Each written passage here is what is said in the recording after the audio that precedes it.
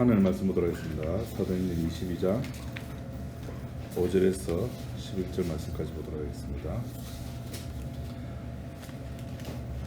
사도행전 22장 5절.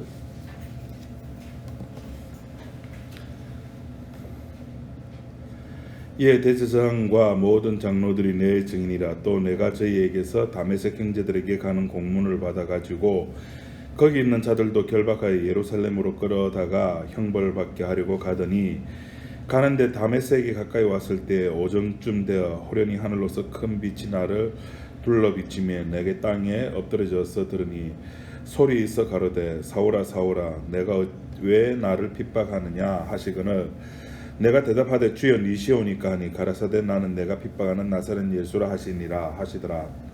나와 함께 있는 사람들이 빛을 보면서도 나더러 말하시는 이의 소리는 듣지 못하더라. 내가 가로되 주여 무엇을 하리이까? 주께서 가라사대 일어나 다메섹으로 들어가라. 정한 바 너의 모든 행한 것을 거기서 누가 이르리라 하시거늘, 나는 그 빛의 광채를 인하여 볼 수 없게 되었으므로 나와 함께 있는 사람들의 손에 끌려 다메섹에 들어갔노라. 11절 말씀까지 보겠습니다.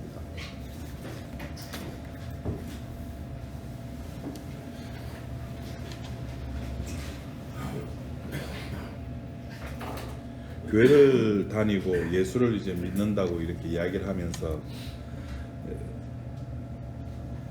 자기가 교회 다니기 전과 또 교회를 다니고 난 후에 모습을 비교를 해보면은 그나마 다니기 전과 다니고 난 후의 모습이 이렇게 좀 차이가 나죠. 아무래도 예수를 믿기 전과 예수 믿고 난 후의 모습이 조금 차이가 납니다. 그러면 그 차이 난 그것 때문에 사람들에게 조금 목에 힘을 줍니다. 나 이래 착해졌어. 전에는 내가 담배를 폈는데 이제는 담배도 많이 줄였어. 전에는 술을 마셨는데 이제는 술도 안 마셔. 그러니까 내 속이, 내 마음이, 내 가슴이 예수를 믿기 전과 믿고 나서 이렇게 달라졌고, 더 성숙해졌고, 더 훌륭해졌고, 더 괜찮아졌다. 이것이 그 세상에서 바라보는 종교의 순기능입니다. 이 땅에, 이 역사 세계 속에 종교가 있는 이유는 바로 그것 때문에 종교가 있다라고 이야기를 합니다. 사람이 종교에 귀의를 해서 착해지는 것.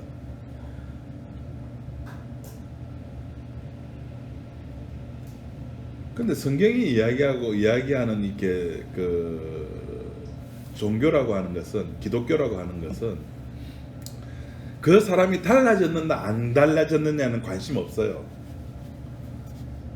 그건 우리의 관심이죠. 이 땅에 살아가는 세인들, 이 땅에 살아가는 인간들의 관심이 종교에 귀의하고 그 사람이 달라졌느냐 안 달라졌느냐, 그게 관심이 있죠. 그러나 성경의 관심은 그 사람이 달라졌다 안 달라졌다, 달라져도 그만 안 달라져도 그만입니다. 중요한 거는 하나님이 그 사람에게 방문을 했느냐 안 했느냐는 겁니다. 그 사람이 얼마만큼 예배를 잘 드렸느냐, 그 사람이 얼마만큼 교회 열심 봉사 충성을 했느냐, 이게 중요한 게 아니거든요. 중요한 거는 하나님이 그 사람을 방문했느냐는 겁니다. 하나님이.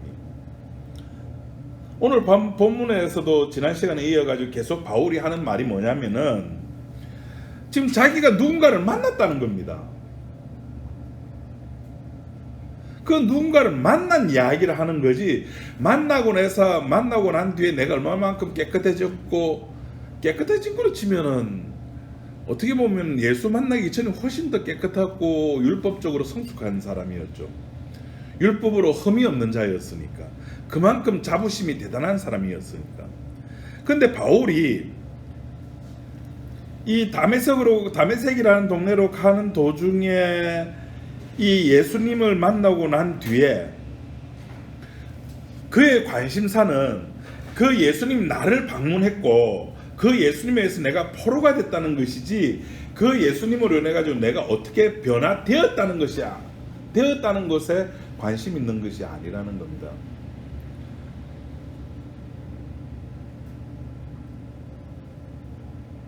우리가 부산에서는 좀 그런 일이 많이 드물죠.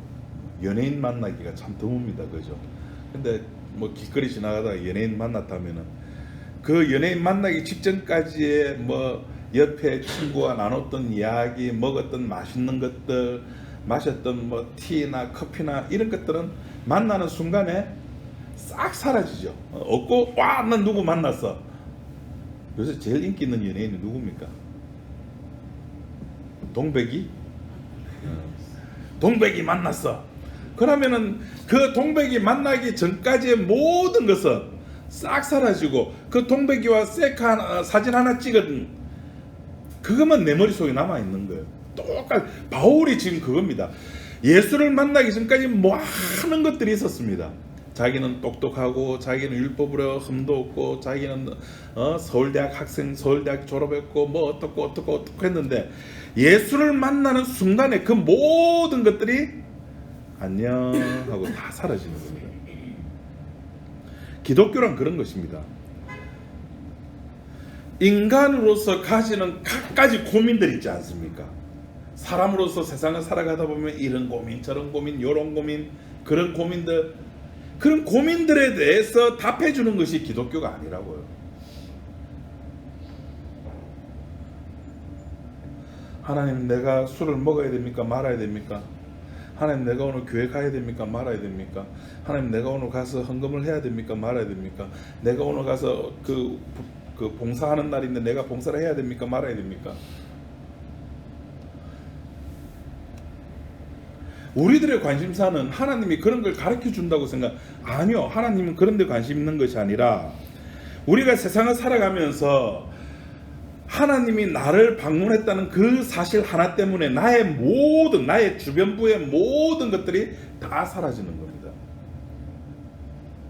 그것이 기독교의 전부입니다. 나 만났어 하는 것.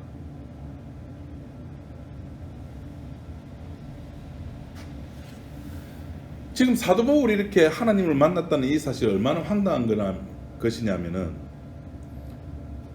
그런 거하고 비슷합니다. 고속도로에서 차를 몰고 가는데 바깥 창문에서 누군가 나를 쳐다보고 있어요. 있을 수 없는 일이죠. 고속도로에서 시속 130, 140 밟는데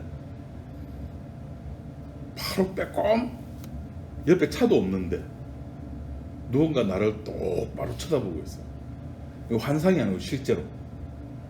얼마나 황당하겠습니까? 지금 바울이 자기 혼자만 가는 길이 아니었거든요. 바울과 바울 주변 사람들이 같이 다메섹으로 가는 도중에, 다메섹에 그 교회 다니는 사람들을 잡아 죽이기 위해서 가는 도중에 정오쯤에, 지금 그러니까 12시면 가장 햇빛이 밝은 그런 때죠. 그때보다 더 밝은, 그 태양빛보다 더 밝은 빛이 바울을 내리쬐는데, 재밌는 거는 다른 사람들은 그걸 모른다는 거예요. 바울만 그걸 알아요.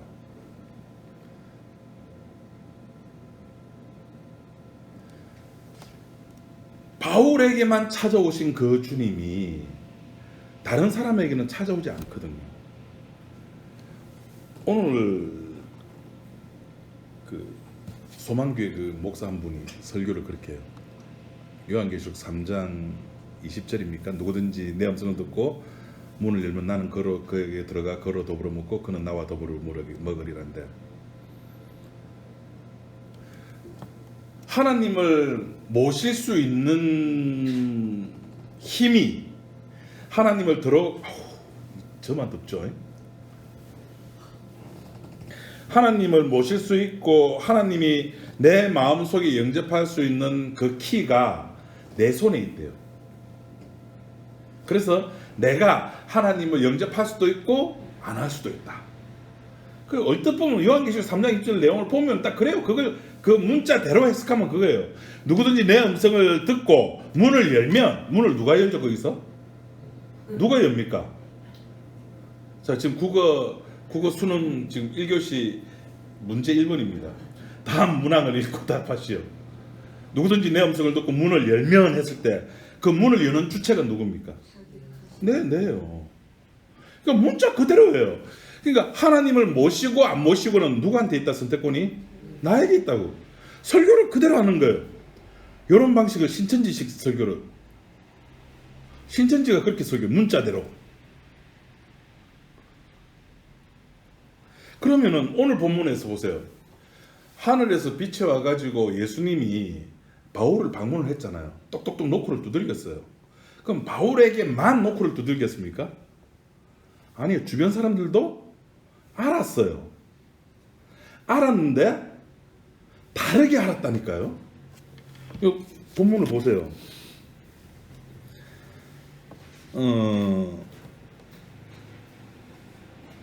9절에 나와 함께 있는 사람들의 빛을 보면서도 나더러 말하시는 이의 소리는 뭐했더라? 듣지 못한 것. 알지를 못하는 겁니다. 들었는데 문을 열지를 못한다니까요. 아니 이 세상에 인간치고 지옥 가고 싶어하는 사람 있습니까? 이 세상에 인간치고 그 불구덩이에 빠져가지고 평생을 거기서 고생하는 걸 누가 좋아하겠습니까? 누가 천국 가기 싫어하는 사람이 누가 있습니까?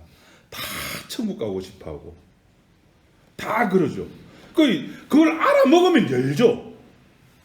그런데 누구에게는 주님의 음성으로, 여기는 누구에게는 그것이 보면서도 소리를 듣지 못해. 보면서도 알아먹지 못하는 거예요. 보면서도. 그러니까 문을 열고 안 열고의 문제가 나한테 있는 게 아니라니까요. 사울이 지가 문을 열고 싶어 했습니까? 주님께 향한. 난 주님 만나면 주님 마음의 문 열어야 그랬습니까? 아니요. 오히려 주님을 믿는 사람을 잡아 족치러 가는 길이었다니까요. 그 당시 예수님이라는 존재는 누구냐면 나는 고속도로에 130km 달리고 있는데 옆에서 빼꼼 쳐다보는 그런 존재, 말도 안 되는 인간이라니까요. 제가 말했잖아요. 지난 시간에 이만희라고. 요새로 말하면 이만희가 예수라고 하면 우리가 믿겠습니까? 새하늘과 새 땅이 1984년에 대한민국 어딘가에 내려와 있대요. 그 말 여러분 믿는 사람 있습니까? 그 세대에 예수는 딱 그런 존재였다니까요. 이만희였다니까요. 누가 믿습니까? 못 믿지. 그런데 바울에게 빛으로 나타나신 이 주님이 바울이 열고 안 열고의 문제가 아니라니까요. 위에서 엄청난 무게로 나를 누르니까 나는 이렇게 찌그러질 수밖에 없죠. 견디다. 그 가슴 운동할 때 이렇게 갑자기 그 이름이 생각 안 나네. 무슨 운동이죠? 네, 엿기 드는데 그게 그 운동 이름 뭐죠? A, B, C, D, E, F, G. 갑자기 생각 안 나. 누워가지고 엿기를 드는데 보통 남자들 한 40에서 45kg 듭니다. 하면 60, 70kg. 이렇게 견디는, 누워가지고 견디기는 견뎌요. 들어서 내려가지고 올리려고 하면은 킥하면서 목에 걸려가지고 떨어뜨려가지고. 예, 아니 그 운동기구는 바벨인데 엿기인데 그 누워서 이렇게 가슴 운동하는 그 운동 이름이 갑자기 생각이 안 나. 중요한 그게 아니고 무게가 넘치면 나는 그 무게를 감당 못해가지고 그 무게에 짜부가 될 수밖에 없는 거예요. 그 엄청난 무게가 주님의 그 빛으로 지금 바울에게 덮쳐오는 겁니다. 지가 열고 안 열고의 문제가 아니라고요. 덮치면은 우리는 나의 삶이라고 하는 것은 깨질 수밖에 없는 겁니다. 덮치는 그 순간에 나에게는 모든 것이 다 사라진다고요. 수가성의 여인이 왜 뜨거운 그 한낮에 물을 들어왔습니까? 목말라서. 그럼 왜 시원할 때는 안 왔느냐? 자기의 삶이 부끄러우니까, 많은 사람과 부딪히기 싫으니까 사람 없을 때 찾아왔겠죠. 중요한 거는 목말라서 물 들어왔는데 주님을 만나고 나니까 목마름이 문제가 안 되는 거예요. 그래서 물덩이도 내버려 두고 가는 겁니다. 베드로가 배고파서 자기 먹고 살려고 고기를 잡기 시작했는데 한 마리도 못 잡았잖아요. 근데 예수님 때문에 엄청난 많은 고기를 잡고 나서 친구를 불러서 그 고기를 나눠 가졌는데 그 순간에 그 주님의 사랑이 베드로를 덮치니까 다른 사람 몰라요. 그것이 주님의 사랑인지 그것이 주님의 음성인지 다른 사람은 모른다니까요. 왜? 그 사람은 선택을 안 했으니까. 그 당시 그 자리에 있던 많은 사람 중에 유일하게 베드로만 선택받아서 베드로가 그 자리에 무릎 꿇는 거예요. 꿇는 순간에 자기에게 배고픔, 생활의 의식주 문제, 이 모든 것들은 주님 사랑 앞에서 다 사라지는 겁니다.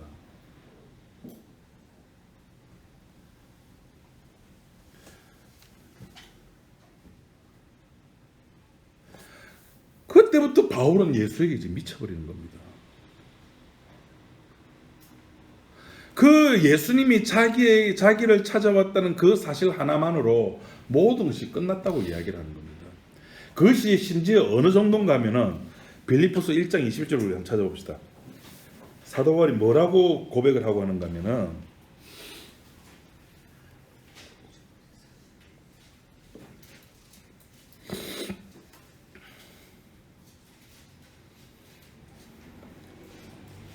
빌립보서 1장 21절.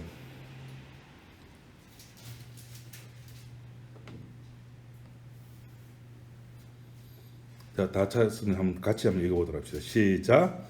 이는 내가 사는 것이 그리스도니 죽는 것도 유익함이라. 이 찾아오신 분이 얼마나 대단했으면 뭐도 자기는 좋다고요? 죽는 것도 좋다는 겁니다. 내가 도를 발견하고 진리를 터득하고 나면은 이제 그걸 통해 가지고 내가 인격 수양을 하고 내가 이걸 통해 가지고 내가 좀 더 괜찮은 삶을, 여기서 괜찮다는 것은 뭐 이렇게 세상적으로 괜찮다는 게 아니라 도를 수양을 좀 더 많이 해가지고 다른 사람들이 내가 깨우친 도를 가르쳐야지, 여기에 관심 있는 게 아니라 자기는 그냥 그 상태에서 그냥 죽어도 좋다는 겁니다. 이걸 가지고 사도 바울은 또 다른 말로 뭐라 하는가 하면은 새로운 피조물이라 그럽니다. 고린도서에 보면은 나는 죽어도 좋아, 이 말이 나는 이제 새로운 피조물이 됐어, 그런 뜻입니다. 새로운 피조물이라고 하는 것은 예수님을 만나고 난 뒤에 내가 인격적 수양이 다 돼가지고 와 진짜 예수 저 사람 같은데 저 사람 정도만 되면 내가 예수 믿겠다.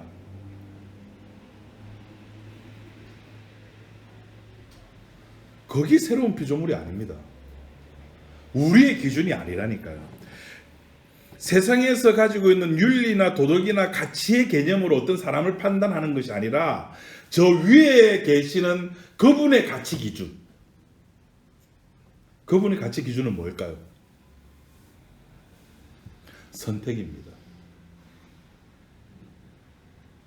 그분이 선택했다는 그 사실 하나만으로 그 사람이 우리 인간들 눈에 아무리 나쁜 놈인들 그 사람은 성경에서 보면은 의인이라고 칭하게 됩니다. 인간들 눈에는 그 인간이 악한 놈이라 할지라도, 그래서 예수님이 그렇게 말씀하셨죠. 세리와 창기와 이방인들이 나의 친구고 그들이 너희들보다 먼저 하나님 나라 간다는 겁니다. 인간들의 행함의 문제가 아니라 하나님이 방문했다 안 했다, 하나님을 만났다 안 만났다의 문제가 되는 겁니다. 새로운 피조물이라고 하는 것은 인간 쪽에서 가상스럽고 어떤 피나는 노고가 추가되어 가지고 이게 나의 노력과 나의 피와 나의 땀과 나의 도덕적 수양의 기간, 시간, 면벽 수행하고 밥도 이렇게 먹고 난데 깨끗하게 닦고 밥 한 톨에 담겨있는 농부의 마음을 생각하면서 그렇게 먹는 손 치더라도 그렇게 한다고 해가지고 새로운 피조물이 되는 게 아니라고.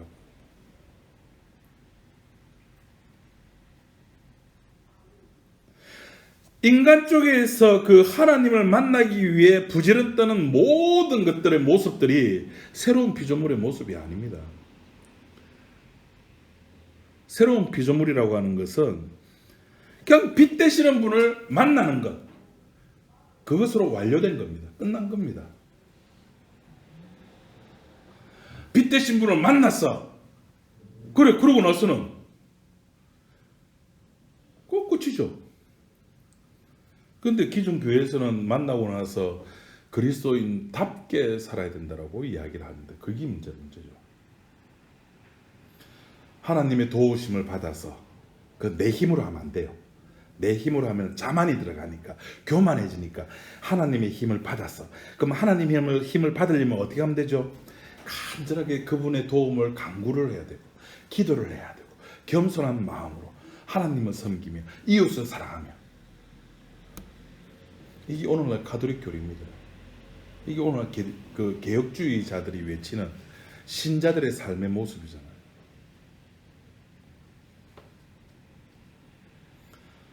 이렇게 제가 설교하면 늘상 나오는 질문이 있죠. 그럼 목사님 개떡같이 살아도 됩니까? 개떡같이 살아도 됩니다. 근데 개떡같이 산다고 한들 우리는 대한민국이라고 하는 사회 속에서 이미 50년, 60년을 살아왔잖아요. 그럼 우리 몸에는 누구의 가치 기준이 들어가 있습니까? 대한민국의 가치 기준이 들어와 있잖아요. 지금 이 시점에 일본 여행 가면은 요거도 먹는 거. 지금 이 시점에 ABC 마트 가가지고 신발 사면은 요거도 먹는 거. 지금 이 시점에 유니클로 가가지고 뭐 따뜻한 보온네이 하나 더 준다. 한 물건 하나 사면 그거 산다. 요거도 먹는 거. 그거 우리만의 정서잖아요. 내가 그렇게 안 살고 싶어도 대한민국에서는 그렇게 살 수밖에 없는 거예요. 그런 유전적 요인이 우리들 속에 들어와 있다니까요. 알게 모르게 교육이라는 것 때문에. 그럼 내가 그렇게 극일하고 반일하고 항일한다고 해가지고 하나님이 기뻐하시냐고요. 그것이. 새로운 피조물은 그것이 아니라니까요. 그냥 주님이 나를 방문했어. 그걸로 끝입니다. 주님을 방문하고 난 뒤에 내가 예수님을 만나고 난 뒤에 그럼 어떠한 삶을 살아야 될까? 죄송하지만은 수가성의 여인이 예수님을 만나고 난 뒤에 어떤 삶을 살았다는 게 성경에 기록이 안 되어 있습니다. 바울은, 베드로는 사도니까 이 복음의 흔적이 하나님의 일이, 하나님의 열심이, 그 하나님의 일하심이 어떻게 퍼져나가는가를 보여주기 위해서 성경에 기록된 것이지, 그 베드로나 바울이나 빌립이나 이 예수님의 12제자들이 어떠한 삶을 살았는가, 삶의 조명에 맞춰진 것이, 포커스가 맞춰진 것이 아니라니까요. 하나님의 복음의 메시지가 어떻게 전파되어 가는가를 보여주는 거죠. 하나님의 일하심을 보여주는 거죠. 사람이 어떻게 예수 믿고 나서 그 사람이 어떻게 변화됐다, 그 관심 없어요.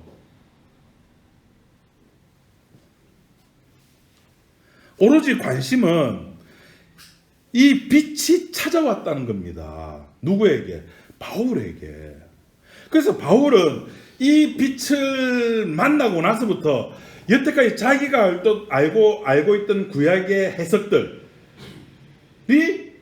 180도 바뀌어버리는 겁니다.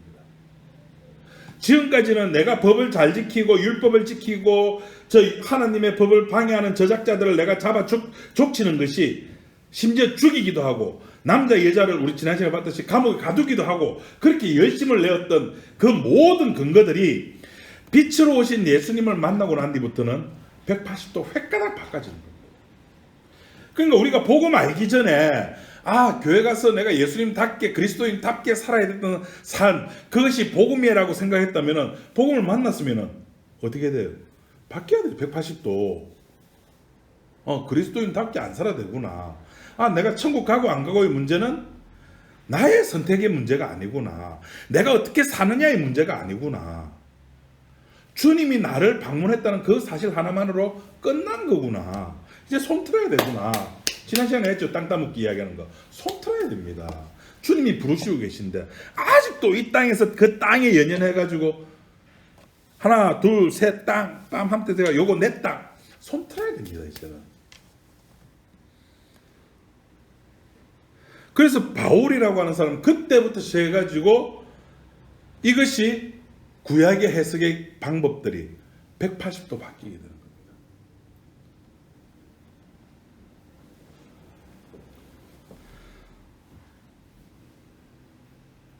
빛을 만나고 난 뒤에 사도 바울은 자기가 어둠인 줄 알았죠. 그 전까지만 해도 자신이 어둠인지 몰랐습니다. 그건 당연하죠. 태어날 때부터 소경된 자는 자기가 소경인 걸 모르듯이, 자기가 태어나면서부터 소경되었다가 중간에 한번 눈을 떼야지만이 내가 소경이었구나를 알게 됩니다. 지금 중간에 바울이 지금 오늘 본문에서 사도행전 22장에서 자기가 눈을 뜨는 겁니다. 내가 소경이었고 내가 어둠이었구나. 이렇게 바라보는 것이 사도 바울만이 그렇게 바라보는 것이 아니라 사도 요한도 사실은 바울과 똑같은 시각을 가지고 있습니다. 요한복음 14장 우리 한번 보도록 합시다. 14장이 아니고 1장.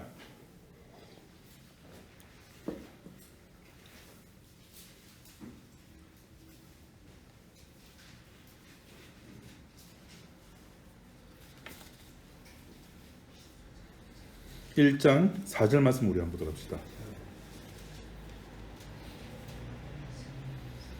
요한복음 1장 4절. 이것도 우리 같이 한번 읽어보도록 합시다. 시작. 그 안에 생명이 있었으니 이 생명은 사람들의 빛이라. 빛이 어두움에 비추이되 어두움은 깨닫지 못하더라. 지금 사도 요한은 아예 이 세상 자체를 어둠이라고 규정을 하고 있거든요. 이 세상이 왜 어둠인가 하는 것은 빛의 세계에서 빛 자체가 되신 분이 이 땅에 오기 전에는 도저히 알 수 없는 사실이었습니다. 그러니까 무슨 말이냐면은 구약시대 때 그 구약의 많은 선지자들이 와가지고 그렇게 이야기하고 했음에도 불구하고 이스라엘 백성들은 자기가 어둠이었다는 사실을 몰랐다는 겁니다. 모를 수밖에 없는 겁니다. 빛이 않았기 때문에 하지. 빛이 않았기 때문에. 그런데 빛이 오니까 그럼 저쪽에서 알았느냐? 몰랐죠.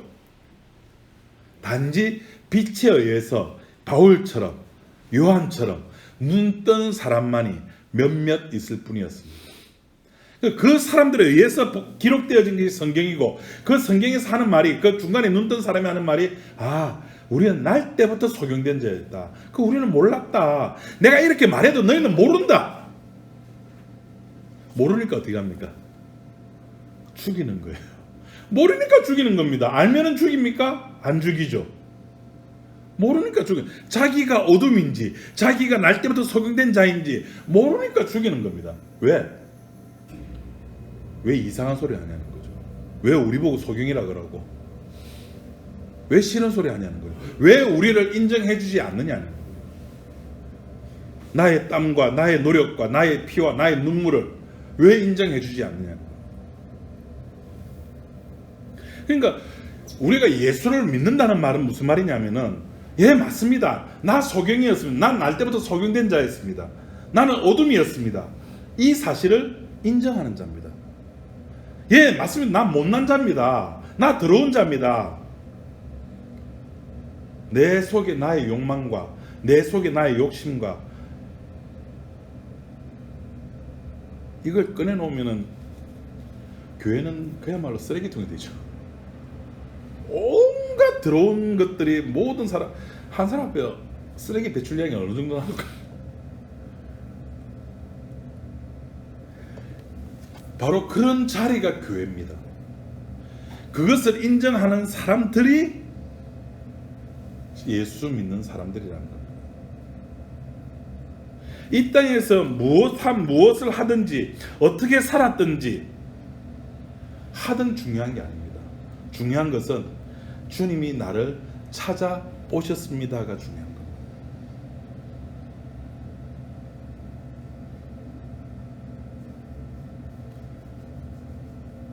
그래서 빛 되신 분을 만난 이 땅에 사는 인간들은 하나님의 자녀가 되는 거고, 하나같이 하나님의 자녀들은 자기가 어둠이었음을 고백해 되는 겁니다. 다시 말해서 예수님은 빛으로 오셨고 빛이 예수님이셨다는 사실을 인정하게 됩니다.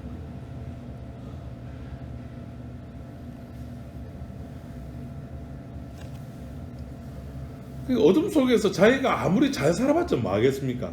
어둠 속에서 자기가 아무리 잘해봤자, 어둠 속에서 아무리 인간으로서 열심히 잘 살았다고 한들 주님 보시기에는 그 모든 것들은 하나의 장난감에 지나지 않습니다. 그래서 서유석이 불렀던 괜찮은 노래가 한 곡이 있죠. 장난감을 가지고 놀다가 장난감을 있죠, 그런 노래? 압니까? 한번 불러보십시오. 아우, 장난감을 가지고 좀 찾아보이소, 그럼 빨리. 장난감을 가지고 놀다가 뭐 거의 시시해지면 그걸 버려도 뭐 하여튼 그런 게 있는데.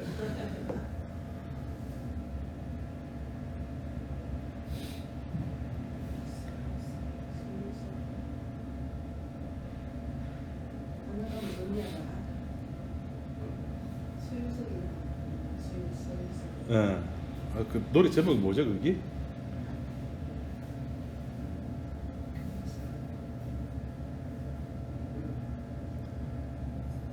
예, 그런 게 있습니다. 찾는 것도 이 5G 시대에 LTE로 가고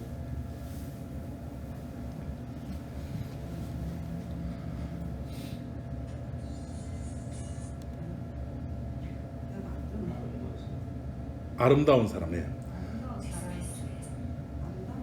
예, 있습니다, 그죠? 예.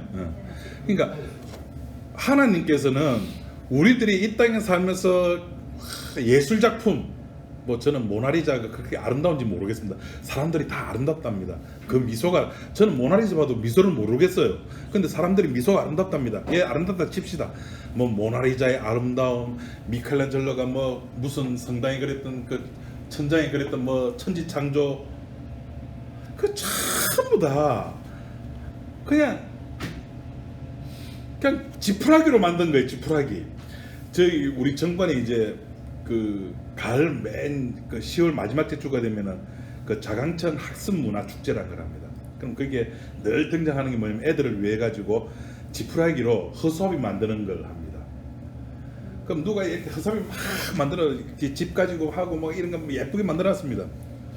그럼 그 사람 한 팀들이 가고 나면은 그 멋지게 만들었던 그 허수아비를 그 다음 팀들이 와가지고 어떻게 하는지 아십니까? 다 풀어버립니다. 다 해체합니다.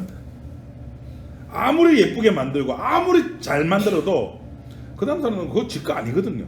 관심 없어요. 하나님 보시기에 이미 이 세상은 내가 하나님이 포기한 세상이에요. 새하늘과 새 땅이 여기 안 온다니까요. 처음 하늘과 처음 땅은 없어졌다 그랬잖아요. 그 없어졌다는 개념이 어떤 개념인지는 몰라요. 요한계시록에 나오는 것들은 상징적인 것들이 많기 때문에 이건 뭐다라고 콕 집어서 역사 세계 속에 있는 뭐와 매치시켜서 해석을 할 수 없는 부분입니다. 단 하나 정확한 것은 새하늘과 새 땅이 내려온다는 겁니다. 내려온다는 말은 처음 하늘과 처음 땅은 없어지는 겁니다. 내가 이 땅에 만들어 두었던 내 땀, 내 눈물, 제가 이렇게 지금 땀 흘리면서 복음 전하는 이런 것들, 이런 모든 것들이 새하늘과 새 땅에 오면은 아무 의미가 없는 겁니다. 지금 여러분들 보시기는 우리 목사님 저렇게 땀 흘리면서 복음 전하는 거 봐, 와 멋져. 이런 것들이 아무도 동의 안 하시네. 이런 것들이 새하늘과 새 땅에 내려오면은 모든 것이 의미가 없고 그게 누구만 보인다? 어린 양만 보이는 거예요. 예수님만 보이는 거예요. 거기는 진리로 자유하는 교회도 사라지고, 비 오는 날에 나는 교회 왔어 이것도 다 사라지고, 비 오는 날에 수차를 그래야지 이것도 사라지고, 다 필요 없고 아름다운 사람도 필요 없고 오로지 어린 양만 보이고.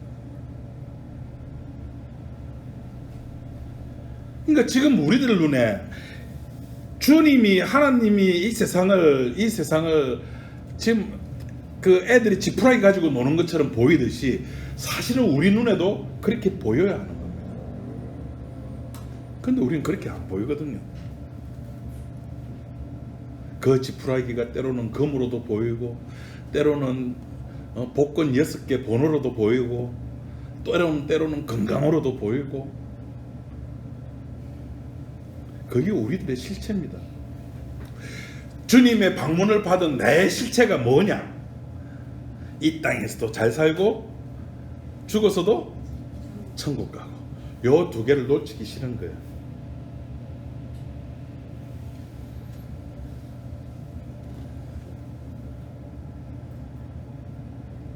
그러니까 사도 바울은 그 빛을 받고 나서 그 삶이 얼마나 대단했으면은 한마디로, 야, 난 죽어도 좋다. 우리는 언제 이런 고백을 하죠? 세상이 내 뜻대로 안 풀릴 때. 이래 살면 뭐 하겠노? 빨리 죽으면 좋겠다. 근데 내 삶이 내가 생각했던 계획대로 착착 아구가 맞아 들어가면은 죽는 생각이 안 들죠. 그게 우리들이라니까요. 그러니까 이런 빛의 방문을 받은 이런 사람들의 삶의 모습이 유독 사도 바울이나 사도 요한만이 그런 것이 아니라, 우리 앞에서 했습니다. 사도행전 7장에 보면 또 한 사람이 더 있었습니다. 누구일까요? 예, 그렇죠. 아, 우리 백 집사님 대단하시다. 스데반 집사님 그랬죠. 7장 55절에 보면, 사도행전 7장 55절에 스데반이 성령이 충만하여 하늘을 우러러 주목하여 하나님의 영광과 및 예수께서 하나님 우편에 서신 것을 보고, 이렇게 나와 있습니다. 스데반 집사가 바울과 똑같이 구약의 해석을 180도 거꾸로 설교를 하기 시작합니다. 사도행전 7장에. 역사적으로 제일 훌륭한 설교입니다. 구약을 어떻게 바라봐야 하는가를 보여주는 겁니다. 설교를 하니까 저 새끼 저거는 이단이다 해가지고 돌로 쳐 죽입니다. 돌 맞으면서 피 흘려가면서 죽어가면서 스데반이 하늘을 보니까 7장 55절에 하늘으로 주목해 보니까 하나님의 영광과 및 예수께서 하나님 우편에 서신 것을 봤다는 겁니다. 보고 사도 바울은 아이고 나는 이제 죽어도 좋다 말했지만, 스데반은 뭐라 그랬습니까? 무릎을 꿇고 크게 불러 가로되 주여 이 죄를 저들에게 돌리지 마옵소서. 자신들이 어둠에 속한 것임을 알지 못하는 그들의 신세를 불쌍히 여겨주는 겁니다.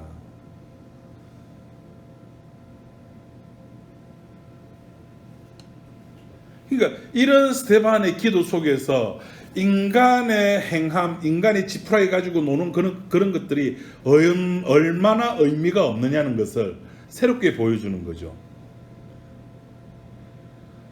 그러니까 신앙이라고 하는 것은 억지로 만들어가는 것이 아닙니다.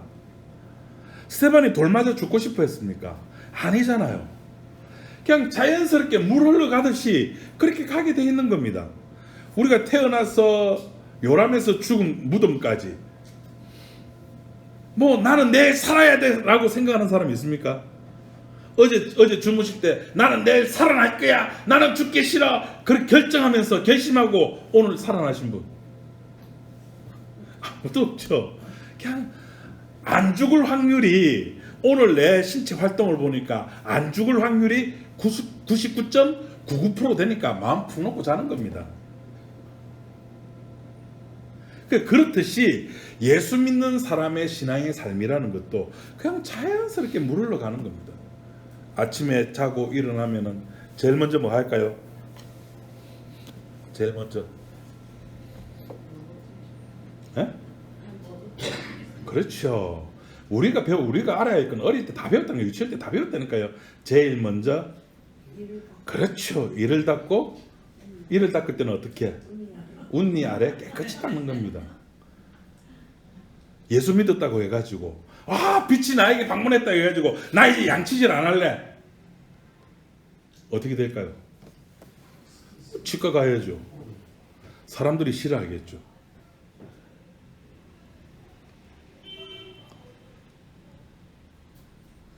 하나님께서 당신의 자녀를 만드는 것은 그 사람의 행위나 그 사람의 노력이나 그 사람의 어떤 행위의 결과물들을 보고 결정하는 것이 절대 아닙니다. 그냥 선택하시는 겁니다. 그래서 우리 쪽에서 나오는 반응은 그래서 은혜라는 거예요. 나의 어떤 것을 보고 결정하는 것이 아니라 그 나의 악함을 행하기도 전에, 창세 전에, 성경에서 그랬죠. 창세 전에 만들어뒀다. 창세 전에 선택을 했다고요. 우리는 그저 어둠으로서 그 어둠의 생리가 빛 대신 주님 앞에서 그 어둠의 생리가 낱낱이 폭로되는 거. 나 이런 놈이야. 나 이런 인간이야.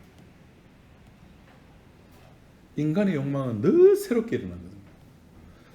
하나가 만들어졌어. 그럼 거기 하나 막 미치다가 또 다른 욕망이 만들어지고, 그 또 다른 욕망을 막 쫓아가다 보면은 또 다른 욕망이 생겨지고. 그 증거가 오늘 한국의 대형 교회들입니다. 대형 사찰들입니다. 사람들이 모이니까 뭐가 모이죠? 돈이 모이고, 돈이 모이니까 이 가만 놔두니까, 원래 자본주의 사회에서는 돈이 돈을 벌어야 되는 거거든요. 돈이 모였는데 쓸 데가 없어. 어떡하지? 이제 사업을 하기 시작하는 겁니다. 어떤 사업? 어떻게 하면은, 그러니까 이것이 교회가 회사가 아니니까, 회사 같으면 이 돈을 더 굴려서 더 많이 벌게 하는 쪽으로 머리를 쓰겠지만은, 교회는 돈이 아니라 사람이니까 이 돈을 어떻게 굴려서 좀 더 많은 사람을 오게 만들까? 그게 관심을 가지고, 그래서 교회가 사람들이 좋아하는 것을 하기 시작합니다. 그래서 교회가 소위 말해서 문화학교라는 걸 하기 시작합니다. 큰 교회들 요새 전부 다 교회 내에 뭐를 하나씩 두고 있습니까? 카페를 두고 작은 도서관을 두고 문화학교를 운영합니다. 물론 세상에서 하는 것보다 훨씬 싼 가격으로. 한 달에 2만 원, 일주일에 한 번, 원어민 선생과 하루에 일주일에 한 번 2시간씩 원어민 선생과 프리토킹 할 수 있는데 한 달에 2만 원. 여기 해운대 신일교회. 꽃꽂이 강좌, 요리 강습, 그 백화점 문화센터에서 하는 그런 것들을 그대로 교회가 다 가지고 옵니다. 심지어 대한민국 저 서울에 서울이 아니고 저기 서울 수도권에 그 어디죠? 지역 까먹었는데 지하에다가 수영장을 만들어놨습니다. 그래서 인근 주민들 그 다른 체육센터보다 훨씬 싼 가격에, 왜 그렇게 돈을 주체를 못하는 거예요. 자기들은 그거를 뭐라 하는 거냐, 복음 전파라는 말로 쓰죠. 근데 복음 전파는 제가 지난 시간에도 그랬고 그 지난시간에 계속 하는 말이, 사도행전 지금까지 하면서 제가 하는 말이, 복음은 내가 전파하는 것이 아니라 누가 하는 거다? 주님이 하신 거다. 이걸 못 믿으니까 우리가 자꾸 내가 나서서 나 선교사 갈래요, 나는 어느 지역 갈래요, 나는 어디 갈래요, 어디 갈래요, 어디 갈래요.